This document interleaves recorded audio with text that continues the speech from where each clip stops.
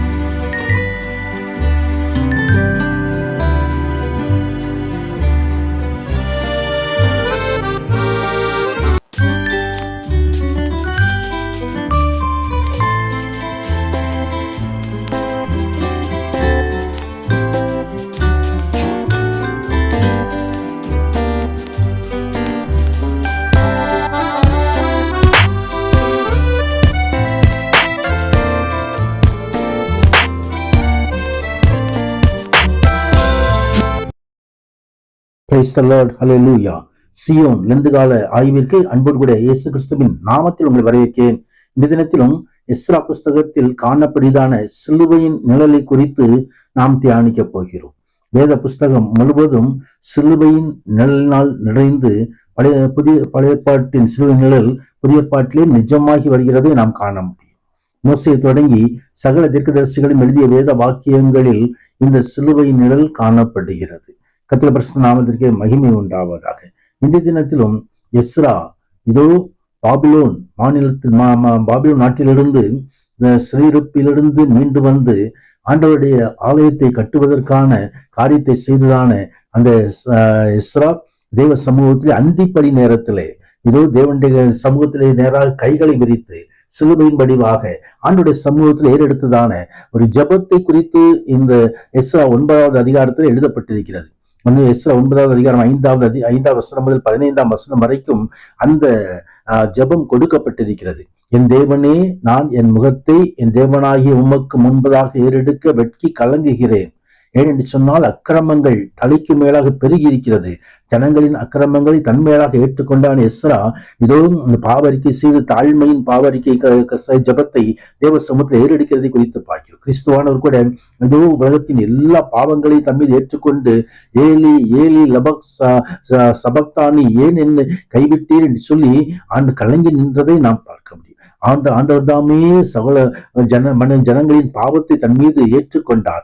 இதை சங்கீதக்காரர் ஆண்டவர் சிறு அறைவதற்கு பல ஆயிரங்களுக்கு ஆண்டுகளுக்கு முன்பதாகவே அவர் தீர்க்க தரிசனமாக என் தேவனே ஏன் என்னை கைவிட்டீர் என்று சொல்லி எழுதி வைத்திருக்கிறது. 22வது சங்கீதத்திலே நாம் வாசிக்கிறோம்.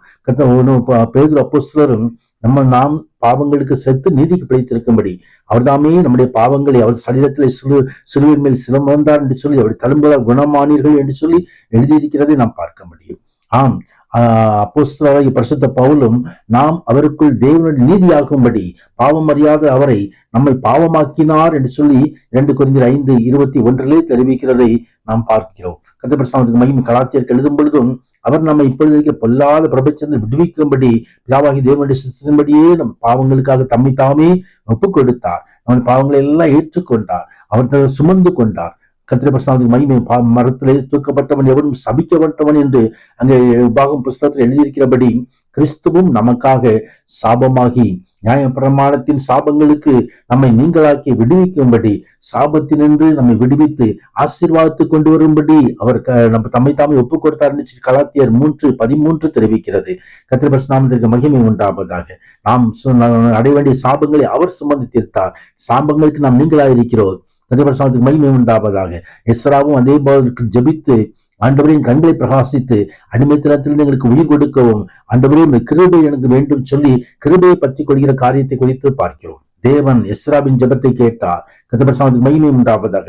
இப்பொழுதும் எங்கள் தேவனே, நாங்கள் இனி என்ன சொல்வோம்? அலுவலகராகிய தீர்க்கதரிசிகளை கொண்டு கற்பித்த கற்பனைகளாம் விட்டு விட்டோம் என்று சொல்லி ஆண்டோட வசனத்தின்படி நடக்காத, ஆண்டோட வசனம் கீழ்ப்படியாத காரியங்கள் எல்லாம் அறிக்கையிட்டு அந்த தாழ்மையின் ஜெபத்தை ஏறெடுத்த எஸ்ராவுக்கு ஆண்டவர் கிருபையை தந்தார். கர்த்தருக்கு மகிமை உண்டாவதாக. இஸ்ரவேலின் தேவனாய் கர்த்தாவே, நீர் நீதியுள்ளவர். நாமும் உமக்கு முன்பாக குற்றம் செய்தவர்கள், உமக்கு முன்பாக நிற்கத்தக்கவர்கள் சொல்லி தாழ்மையை தாழ்மை உள்ளவனுக்கு தேவனாக கிருபையை கொடுக்கிறார். அருமையான நாளிலும் அவர் தாமே நமக்கும் கிருபை தருகிற தேவனாக இருக்கிறார். மனுஷனை தேவன் செம்மையானவனாக உண்டாக்கினார். ஆனால் அவர்கள் அநேக வாய் தந்திரங்களை தேடிக்கொண்டார்கள். அப்படித்தான் பாவம் மனித இனத்துக்குள்ளாய் கடந்து வருகிறது.